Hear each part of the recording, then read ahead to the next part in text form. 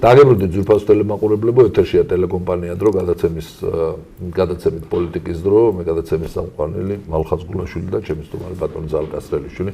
ჩვენ ვსაუბრობთ თურქეთ-რუსეთის დაპირისპირებაზე, თუ როგორ ასახვას პოვებს ის კავკასიაზე და კერძოდ საქართველოზე.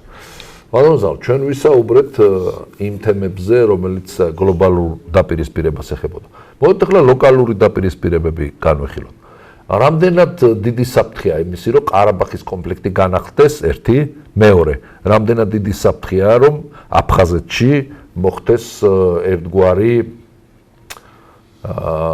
პროცესები დაიძაბოს აფხაზეთის მიმართულებით, მით უმეტეს და ჩრდილოეთ კავკასიაში, რა თქმა უნდა, იმიტომ რომ აფხაზეთი და ეს მიმართულება თავისთავად ჩრდილოეთ კავკასიას გულისხმობს, გადასასვლელებია. როგორ შეიძლება საქართველოს ამ ყველაფერს თავი აარიდოს, ძალიან გააქტიურდა საქართველოს ანტიტერორისტული ცენტრი, რომელმაც 4 თუ 5 პიროვნება დააკავა იმ ადამიანებთან იდენტიფიცირებული, ვინც განცხადებები გააკეთა, რომ ქართველებს თავის დააჭრიდა. ადრე იყო განცხადება თითქოს რომ შეიქმნა ველაიეთი. უნდა შექმნილიყო გურჯისტანის ველაიეთი, მაგრამ აღმოჩნდა რომ არ შექმნილა, გამოქვეყნდა სია, სადაც არის 50 ქვეყანა, ანუ ისლამური სახელმწიფოს მტრების და რაც საქართველოს არ არის აქ სერიოზული ნამუშევარია, როგორც ჩანს. რასთან აგვაქვს საქმე? ჩვენ ხედავთ რომ კავკასიაზე ერთი მხრივ რუსეთი ატარებს კავკასია 2016-ს, ძალიან დიდ რწმენებს ატარებს. მეორე მხრივ ხედავთ რომ საქართველოს ანტიტერორისტული ცენტრი გააქტიურდა, მესამე მხრივ ხედავთ თურქეთი გააქტიურდა ძალიან კავკასიის მიმართულებით და აზერბაიჯანში დავით ოღლუს ჩასვლა იყო ერთგვარი განცხადება, რომ ჩვენ მესიჯი იყო. ანუ ეს ერთგვარი ბერკეტია რუსეთის ზეწოლისათვის ყარაბაღის მიმართულებით. რა თქმა უნდა, ეხლა თურქეთს სურვილი ექნება, რომ ყარაბაღი ისევ აზერბაიჯანის ხელში იყოს და ის პატარა მონაკვეთი, რომელიც აშორებდა ყარაბაღს თურქეთამდე, ანუ რაც ეხლა სომხეთის მიწას ეკუთვნის, იმის გაჭრაც ალბათ მიზანში იქნება, რომ აზერბაიჯანთან პირდაპირ სახმელეთო კავშირი დამყარდეს. ესეთი პროექტები არსებობს. კი, არა მარტო. ასევე ახლა რუსეთის ფაქტორიც არ გამოურიცხოთ, იმ შემთხვევაში თუ ეს დაპირისპირება გაგრძელდა, რუსეთს დაჭირდება სახმელეთო კორიდორი საქართველოს ტერიტორიაზე. ჩრდილოეთიდან სამხრეთით. მაშინ რას იზამს საქართველოს ამ თვალსაზრისით? თქვენ იცით რომ ძალიან გააქტიურდა სომხური ლობი რუსეთში, ბაგდასაროვი გამოდის და ესეთ კვეთრ განცხადებებს აკეთებს ამ თვალსაზრისით. ამბობს რომ თურქეთი დროზე არის დასასჯელი და ასე შემდეგ, მათ რომ მოусმინო ლამის სომხეთი აპირებს ოკუპირებას იმისი, რა ქვია. თურქეთის არა გამოიყენებს რის საფუძველზე ახლა თურქეთის არმია ერთ დღეში გადაღლაბავს სომხურ არმიას. კი, მაგრამ ყარაბაღის არა, ყარაბაღის ხო, მაგრამ ყარაბაღში ახლა აზერბაიჯანს საკმაოდ ძლიერი შეიარაღება აქვს ყარაბაღში. სერიოზული. ყარაბაღთან მიმართებაში საკმაოდ სერიოზული, მინდა გითხრათ რომ ჯარის გარდა მას ყავს კიდე MЧS-ის სისტემა, რომელსაც კემალადინ გაიდაროვი მწვანელობს 40000 ჯარისკაცი კიდე იქ ჩათვალეთ რო არის დაბატებული. უზარმაზარი დაფინანსება აქვს თავდაცვის სამინისტროს და მე ეჭვმეპარება რომ სომხეთს მსგავსი შესაძლებლობა ქონდეს და ერთ აქეთა მხრიდან თუ აზერბაიჯანმა დაარტყა, აქეთა მხრიდან თურქეთმა თუ დაარტყა, რუსეთი ეჭვმეპარება რომ გაუძლოს ამდენ დაპირისპირებას. მე ის მადარდებს ჩვენ თავზე უნდა გადაიაროს ყველაფერმა. ძროხა ამაზე ვილაპარაკოთ. იმ საფრთხეებზე ვილაპარაკოთ, რა საფრთხეებსაც ყარაბაღამდე ორი სიტყვით აფხაზეთზე თქვა. ზე ბატონო. მეტომეტეს დავამატებ ბოდიში რუსეთმა და აფხაზეთმა დაიწყეს ერთობლივი გაერთიანებული ჯარების შექმნა. კი, ნუ ჩქარობს. ნუ ეხლა აფხაზის ჯარზე ცოტა მეცინება, მაგრამ რუსეთის ჯარის გაერთიანება მიდგომა არის სწორი. ესე იგი აფხაზეთის ომის საქართველოს წინააღმდეგ პროვოცირებული აფხაზური ომი მიდიოდა ორი მიმართულებით. რუსის ჯარი ეხმარებოდა პირდაპირ ჩვენ წინააღმდეგ და თურქეთში რეგისტრირებული საზოგადოებრივი და პოლიტიკური ორგანიზაციები ეხმარებოდნენ იდეოლოგიურად, მორალურადაც და ფინანსურადაც. ესე იგი, ომი დაიწყო თუ არა, უკვე მომზადებული, თუ არ ვცდები 22-მდე ორგანიზაცია, რომელთა უმრავლესობა თურქეთის ტერიტორიაზე იყო დარეგისტრირებული, ამ ორგანიზაციებმა უცბად მოახერხეს და ესე იგი ქართველების და აფხაზების დაპირისპირება გააიგივეს ანტიჩერქეზულ კომპანიასთან.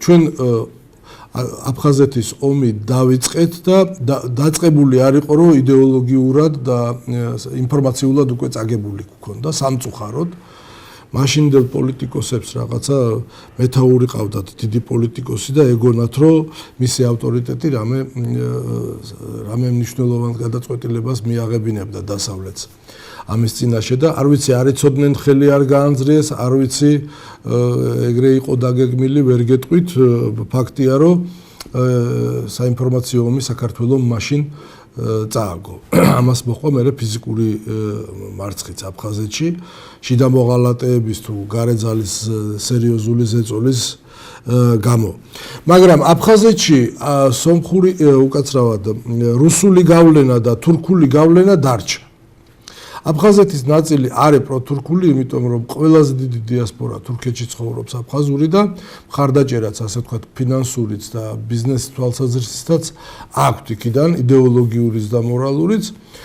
რა თქმა უნდა, რუსული გავლენაც არის აფხაზეთში, ის ჭარბობს უფრო, ესე იგი, თურქულ გავლენას და პრორუსული და პროთურქული ორიენტაციის აფხაზების დაპირისპირება რო აიცილოს თავიდან, რა თქმა უნდა, ჩქარობს რუსეთის შექმნა რუსულ ეგრეთ წოდებული აფხაზურ რუსული არმია, რომელიც იქნება ძირითადად რუსული, რომელიც მოწოდებული იქნება აფხაზეთის ტერიტორია გააკონტროლოს ეგრეთ წოდებული ბაევიკების გადაადგილებისგან დაიცვა ჩრდილო კავკასიაში. ჩვენ არ გვგონია, რომ რუსულ-აფხაზური არმია ქართველების წინააღმდეგ იკეთდება, თუმცა არაფერია გამოსარიცხი. ჩვენ მაინც ვფიქრობთ, რომ აფხაზეთის ტერიტორიის გავლით ბევრი საბრძოლო ასე ვთქვათ, მასალა და მებრძოლი გადაადგილდა ჩრდილო კავკასიაში და ამისი დაკეტვა უნდათ. რა თქმა უნდა, ჩვენს მიმართაც ექნება სერიოზული ასე იგი მოთხოვნები, რომ საქართველოს ტერიტორია არ გაიარონ მებრძოლებმა და არ გადაადგილდნენ და არც უნდა გადაადგილდნენ და კარგად იქცევა ქართული სპეცსამსახურები ოპერატიულად, აკადემიურად, კარგად იქცევიან. ასე ვთქვათ, შეიძლება რომ შევაქოთ. რაც შეეხება ყარაბაღს, ყარაბაღი არის პროექტის ნაწილი თურქეთის სპეცსამსახურებისთვის. სამწუხაროდ თუ საბედნიეროდ, არ ვიცი, სამწუხაროდ ალბათ ყველას არ ეხება, მაგრამ უნდა ვთქვათ, რომ თურქეთის სპეცსამსახურების გავლენის ასე ვთქვათ, სფერო და აღმასრულებლები საქართველოში მაინც ძირითადად სუნიტი მუსლიმები არიან. ისევე როგორც მთელ პოსტსაბჭოურ სივრცეში. თურქეთმა საბჭოთა კავშირის დაშლის შემდეგ მარტო ბიზნესი კი არ გააფართოვა პოსტსაბჭოურ სივრცეში. განათლებითაც შევიდა, თუ იცით ეგ პროგრამა თუ იცით, ხო? ყველგან გახსნა მედრესეები და რაც ყველაზე მნიშვნელოვანია, პოსტსაბჭოურ სივრცეში ცხოვრების სუნიტების აბსოლუტური უმრავლესობა თურქეთის სუნიტურ კათედრას დაუკვემდებარა. ასე რომ, ასე ვთქვათ, ჯარისკაცები ჰყავს იდეოლოგია. თუმცა ახლა მე იმასაც გეტყვით, რომ რუსეთი დიდი ხანია მუსულმანებთან მუშაობს საკმაოდ ძლიერად, როგორც სპეცსამსახურები, ისე ექსპერტების და ჟურნალისტების საშუალები და ხელისუფლება, არა მარტო შიიტებთანაც და სუნიტებთანაც, ორივესთან კარგად მუშაობს. თუმცა იმასაც გეტყვით, რომ დღესდღეობით რეალურად რო დავაფიქსიროთ, შიიტები არიან რუსეთის მხარეს, ანუ მართლმადიდებლები და შიიტები არიან ერთ მხარეს. და სუნიტები და დასავლეთის, ასე ვთქვათ, დაჯგუფება პირობითად რო დავარქვათ, ერთ მხარეს არის. ფაქტობრივად ბრძოლა მიდის ამ თვალსაზრისით.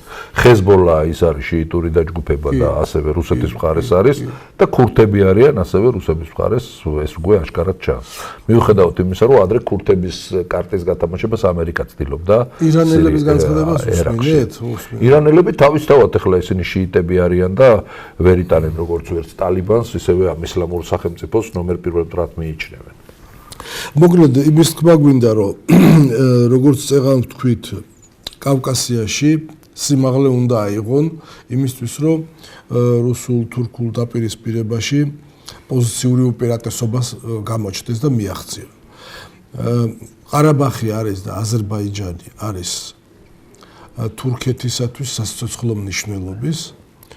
თუ რუსეთი გაზპრომის გაზის მიწოდებას ან შეუწყვიტავს ან გაუძვირებს 2017 წლიდან 2020 წლამდე ყველა იმ ენერგომატარებელმა რაც აღმოსავლეთიდან აზიიდან აზერბაიჯანის გავლით უნდა გამოიაროს საქართველოზე ამას სასიცოცხლო მნიშვნელობა აქვს თურქეთისთვის. რა თქმა უნდა.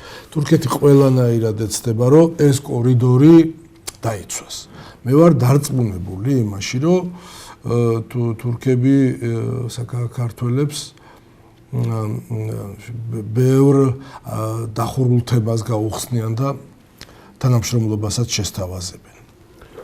რა უნდა გააკეთოს საქართველოს ხელისუფლებამ? აი ამ სიტუაციაში რა უნდა გააკეთოს? კიდევ ვიმეორებ, ჩვენ ვიცით რა უნდა გააკეთოს. არა, გასაგებია, მაგრამ ტელევიზიით ვერ ტელევიზიით სამწუხაროდ როგორ უნდა ვთქვა? სხვანაირად ეხლა ჩვენი მიზანი ტელევიზიით არ ეხლა. მე სამწუხაროდ არა წინასწარ ვერ გავამჟღავნებთ ჩვენ ესე იგი ჩვენ საშინაო დავალებებს სამწუხაროდ თუ ვინმეს უნდა ურთიერთობა ოფიციალურ ურთიერთობაზე ჩვენ თანამზადა ვართ სხვა არაოფიციალურ ურთიერთობებს არანაირად არ დავთანხმდებით არავისთან არაოფიციალურ ურთიერთობებს მოჰყვება ხოლმე ჭორები და ეხლა ჩვენ სუფთა ხალხი ვართ და ვერავის ვერ ვაჭორავთ გასაგებია რაც დაუბრუნდეთ თემას კი ჩვენი აზრით მოსალოდნელია თუ არა ყარაბაღში ომის განახლება ყველაფერი დამოკიდებულია დასავლეთის პოზიციაზე და რუსეთის რუსეთზეც მინდა რუსეთი აი მოდით რუსეთზე ვილაპარაკოთ გრუშკომ რომელიც არის რუსეთის წარმომადგენელი რუსეთის წარმომადგენელი პირდაპირ დაადანაშაულა ნატო თურქეთის მხრიდან თვითონავი ჩამოგდებაში ეს თუ რუსეთს უნდა რომ დასავლეთი გაანეიტრალოს ესეთი განცხადებებით არ უნდა გააკეთოს გეთახმებით და თუ ის პირდაპირ უკვე ვაბანკზე მიდის და დასავლეთს პირდაპირ ხელს ადებს და ადანაშაულებს ეს მეორე საკითხია ასევე ერდოგანის საყურადღებო განცხადებაა ერდოგანი აცხადებს იმ შემთხვევაში თუ დამტკიცდება რომ მე ისლამურ სახელმწიფოსთან თანამშრომლობ მე მზადა ვარ გადავდგე ჩემი დაკავებული პოსტიდან. ეს რა არის კაპიტულაციაა? არ არის კაპიტულაცია. ეხლა მთელი მსოფლიო აღიარებს, რომ თურქეთი აქტიურად თანამშრომლობს ისლამურ სახელმწიფოსთან. მთელი რიგი ჰუმანიტარული ტვირთები, იარაღით დატვირთული ტვირთები და ყველაფერი ეს განადგურდა და ნივთკიცებები რუსეთმა გადასცა. ეს ამტკიცებს, რომ თურქმანებს ამარაგებდა და ასადის ოპოზიციას. გასაგებია ჯაბხატ ალ-ნუსრას, ხო? გასაგებია, მაგრამ ჯაბხატ ალ-ნუსრაც ისლამურ სახელმწიფოსთან ძალიან ვასვაში არის. ეხლა იცით როგორ არის ჩვენ ხმოსახლეობას ინფორმაცია არ აქვს. აი ჩრდილო კავკასიაში ტყეებში რო არიან ხალხი გასულები და იბრძვიან. ყველას ქვია ვაჰაბისტი. კი ბატონო. სინამდვილეში ესე არ არის. ხო, ყველა სხვადასხვა მართულები. იქ არიან ადამიანები, რომლებიც ჯოხარის დროიდან დამოუკიდებლობისთვის იბრძოდნენ და დღესაც სვეტსკი მეომრები ქვიათ კავკასიელი, მაგრამ იძულებულები არიან იმის გამო რომ იარაღი არ აქვს, იმის გამო რომ გადაადგილება უჭირს. ეს რა მნიშვნელობა აქვს ჩემთვის? სხვა რამეს ვამბობ. ესე ამბობს თურქეთის ხელმძღვანელობაც, რომ ესე იგი მანამ სანამ ესე იგი ჩვენ არ მივეხმარეთ რადიკალ ისლამისტებს სვეტსკი ოპოზიცია არ გაემიჯნა და ეხლა გაემიჯნა, იმიტომ რომ ჩვენ მივეხმარეთ. ამას ამბობს დასავლეთიც. ამას ამბობენ კავკასიელ საველე მეთაურებზეც, ცნობილებზეც, რომ ისინი გაემიჯნენ და ჩვენ რამდენადაც ვიცით, ესეთ განცხადება იყო, რომ გაემიჯნენ ხალიფატს და мотивация ჰქონდათ ის, რომ ის თავიდანვე სირიაში მცხოვრები ვაინახების დასახმარებლად ჩავიდნენ ასადის რეჟიმის წინააღმდეგ. სწორი თამაშია თავის გასამართლებლად. და თუ დეტალებში ჩაუღრმავდება, პროცესი გაიჭიმება და ესეთი აგრესიაც განელება. ჩვენ ესე ვხედავთ. მაგრამ რუსეთს ესეთი რამეები არ უნდა სჭირდებოდეს. რუსეთს აქვს უკანასკნელი 300 წლის მანძილზე კავკასიაში უჭირავს კოზირი. და ეს არის რუსეთ-თურქეთის დაპირისპირება. როგორც კი რუსეთ-თურქეთის დაპირისპირება იწყება, კავკასიელები იმ წუთში რუსეთისკენ მობრუნდებიან ხოლმე პირით. რუსეთმა ამაზე კი არ უნდა ილაპარაკოს. რუსეთმა ესე იგი დასავლეთს რაც უნდა რომ შეცდომები დაუშვას, ის შეცდომები კი არ უნდა დაუშვას. ეხლა მთავარი შეცდომა კიდე გადაუწყვეტიათ რომ სადაც ეს თვითმფრინავი ჩამოვარდა იმ აკვატორიაში სახმელეთო ეს ოპერაციის დაწყება. ხო ხვდებით რა რამხელაში? ხო, მაგრამ სახმელეთო ოპერაციას რუსეთი არ აპირებს საკუთარი ჯარებით რომ დაიწყოს. ის გამოიყენებს ქურთების შეერაღებულ ძალებს, ის ირანს და ასევე სირიელებს. ხო და მე ჩვენ მაგას ვამბობთ, რომ გულშემატკივარი კი არა ვარ რუსეთის. რუსებთან არანაირი ურთიერთობა არ აგვაქვს და არც გვექნება ჩვენ მანამ სანამ აფხაზეთის და ცხინვალის პრობლემა დგას. ხო და ეხლა რას ვამბობ? პრობლემები რუსეთს შეექმნა დასავლეთთანაც, აღმოსავლეთთანაც, შიგნითაც და გარეთაც მას შემდეგ, რაც კავკასიელებთან შევიდა კონფლიქტში და პირველი დაბიჯი ეგ იყო საბჭოთა კავშირის დაშლის შემდეგ. არ უნდა ეს რა ქვია სპეცთამაშები გლობალური კავკასიაზაცია ხდება მსოფლიოში, ანუ კავკასიის დაპირისპირების ფრონტმა გადაინაცვლა უკვე სირიის მხარეს. ეს რუსეთის ინტერესში შედიოდა. პუტინმა პირდაპირ განაცხადა, რომ ჩვენ სანამ აქ მოვლენ, ჩვენ მივალთ იქ. გავიგე, მაგრამ ეხლა პირიქით არის. პირიქით როგორ? რუსეთ-თურქეთის დაპირისპირებამ ეხლა კავკასიის როლიც გაზარდა, მისი მნიშვნელობაც გაზარდა და ინტერესიც და საქართველოს როლიც გაზარდა.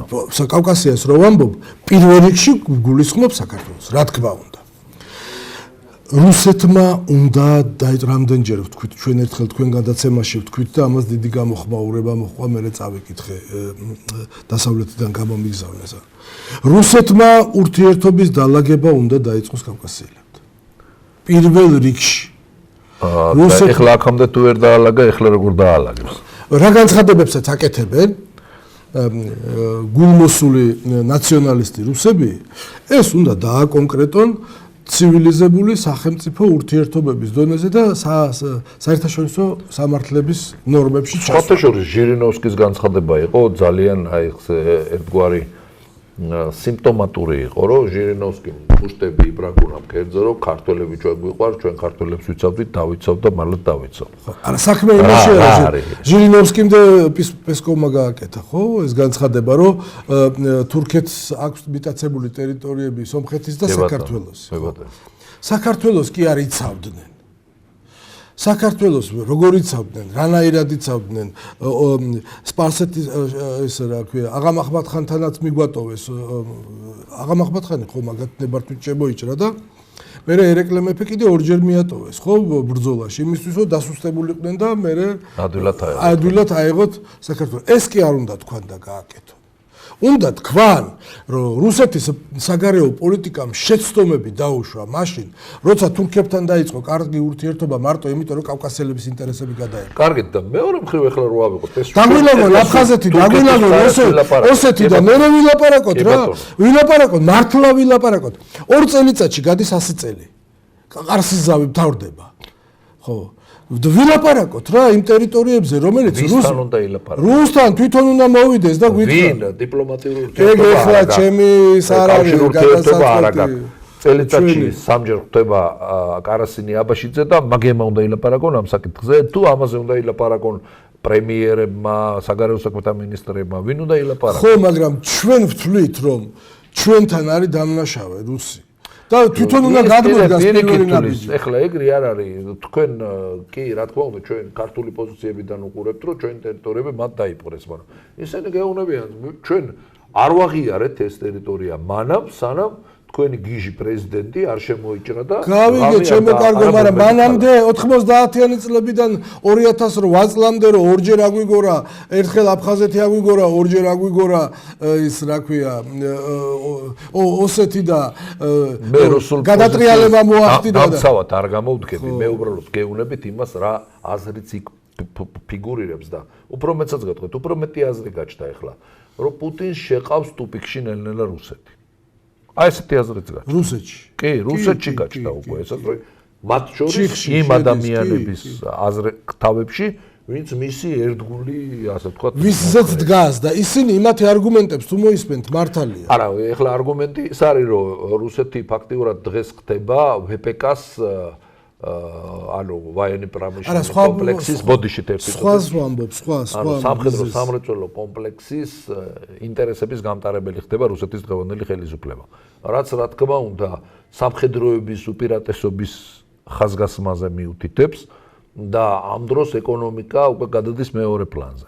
და ეკონომიკა როდესაც მეორე პლანზე გადადის, რა თქმა უნდა ეკონომიკური პრობლემები ქვეყანაში ექნება, იმიტომ რომ ომის წარმოება ეკონომიკური დანახარჯების გარეშე წარმოუდგენელია. სამხედრო კომუნიზმი სტალინის დროინდელი. ხო, ну, მაშინ ეგ გამოსავალია, რომ რაღაცა სოციალისტური წყობა მოხდეს ექსპროპრიაცია ბიზნეს კომპანიების ეგრეც უკეთებს. და სახელმწიფო ფული ვერ გააქვს. გაიზარდოს. ბიზნესმენებმა, გაქცეულმა ბიზნესმენებმა რუსეთიდან თვითონვე რუსები აფასებენ, რომ ეს არის ასე ვთქვათ, ჩიხში შეყვანა რუსეთის. ფული გვიდევსო ბანკებში, ჩვენი ფული და ხელს ვკიდებთ. მე მეორე მხრივ ზალმესაც ვერ ხვდები ბატონო ზალ, რა უნდა გააკეთოს დღეს პუტინმა? პუტინს სხვა გამოსავალი არ აქვს. რა უნდა გააკეთოს? სხვა ჯერ მოდი ვთქვათ, რატო ის თავისი ვიზით დგას ისინი რას ამბობენ. ისინი ამბობენ რას უყურე? კავკასიაში პრობლემები აქვს რუსეთს. დაკონსერვებული ომები აქვს. უკრაინაში პრობლემები. ღია ომი აქვს უკრაინაში, ყირიმშიც და თვითონ უკრაინაშიც. ბატონო. ისლამურ ხალიფატს შეებრძოლა მაშინ, როცა რუსეთის მოსახლეობის 33% მუსლიმია. კი ბატონო. და ახლა მეოთხე პრობლემა არის კიდევ თურქეთი. მართალია თურქმა ჩამოუგდო, მართალია და ეს მიზეზია, ასე ვთქვათ, თურქეთზე ზეწოლის. თუ უფრო მეწვე თქვი, ბოსფორს დაუკეტავს და რას გემს ვერ გაატარებს. მაშინ რუსია ალბათ დაარტყავს სტამბოლს. რას? ატომური არა? ატომური არა. ტაქტიკური ატომური არა. იმიტომ რომ უკვე დაიკეტება, სულ დაიკეტება რუსეთი. და გააცოფებული დათვის მიმწყდება დასავლეთი ნახე როგორ ტაქტიანად იქცევა. არა, დასავლეთი არაფერს არ კარგავს, დასავლეთი შეაჯახა თურქეთი და რუსეთი და თვითონ ხელებს ითმობს ახლა ამ სიტუაციით, იმიტომ რომ ვერაფერს ერდოგანის მოშორება თუ უნდა, რუსეთის ხელით იცის რომ მოიშორებს. კი ბატონო. და თუ პუტინის მოშორება უნდა, ალბათ რომ ერდოგანის ხელით მოიშორებს. ალბათ ორივეს მოშორება უნდა. ალბათ უნდა, მაგრამ რამდენად გამოვა ეგ მეორე. ალბათ ორივეს მოშორება უნდა და თუ ეგრე უნდა, მაშინ დასავლეთმაც სერიოზული ფსონი უნდა კავკასიაზე დადოს. კიდევ ვიმეორებ, ამ ორ სახელმწიფოს შორის არის კავკასიის სიმაღლე. ვინც ამ სიმაღლეს აიღებს, პოზიციურ უპირატესობას მოიპოვებს, როგორც ომში, ისე ეკონომიკაში. მე მგონი ჯერჯერობით ახლა ჩვენ სანამ ამ ყველაფერს ვაანალიზებთ, ჩინეთმა უკვე აიღო ეს ტერიტორია და დაიკავა ეკონომიურ თვალსაზრისით. სამხედრო თვალსაზრისით. ჯერ ვერა. როგორ ვერა ახლა? ჯერ ვერა. მოიგო ტენდერი პორტს აშენებს იმაში, რა ქვია, ანაკლიაში. ამ ხელა ქალაქი ააშენა ჩინეთმა თბილისის ზღვაზე. ჯერ ვერა. ჩინეთი გაურბის ომებს აქტუალია. ეს ჩინელები არიან, რომელიც უიგურები არიან. ეს სუფთა ჩინელები არ გეგონა. ეს პროთურქულები. ანუ პროთურქული ჩინელები არიან, რომლებიც აქ არიან ჩამოსული და ფულს დებენ და ეს ხვალე რას როგორ მიემემა და რა კონფიგურაციაში ჩაჯდება კაცმა არ იცის. ამიტომ საქართველოს ხელისუფლების გასაგონად ვიტყვი, რომ ცოტა უფრო მეტი ყურადღებით უნდა ვიყოთ ინვესტიციების უკანაც ემად რამე ხიფათი არ გამოჩნდეს სამწუხაროდ ჩვენი გადაცემა მარტო ინვესტიციები 2 წამით თუ დარჩა მარტო ინვესტიციები ეგ 500,000-ზე მეტი მუსლიმი მოსახლეობა ყავს და აქედან 300,000 ამომრჩეველია ხა ჩვენი სულ გაყიდული პოლიტიკოსები და პირველობას მოწყურებული ავამტყოფი ეგოცენტრიკები როგორ გონიათ თუ კი ხელისუფლებაში დაეხმარებიან მოსვლაში არ იკისრებენ და არ იკადრებენ ეგეც ფაქტია სამწუხარო რეალობა ძვირფასო ელემაყურებლებო ჩვენ გემშვიდობებით სამწუხარო ჩვენი გადაცემისთვის განკუთვნილ დრო ამოიწურა თქვენ უყურებდით პოლიტიკის დროს ტელეკომპანია დროში მადლობთ ყურადღებისათვის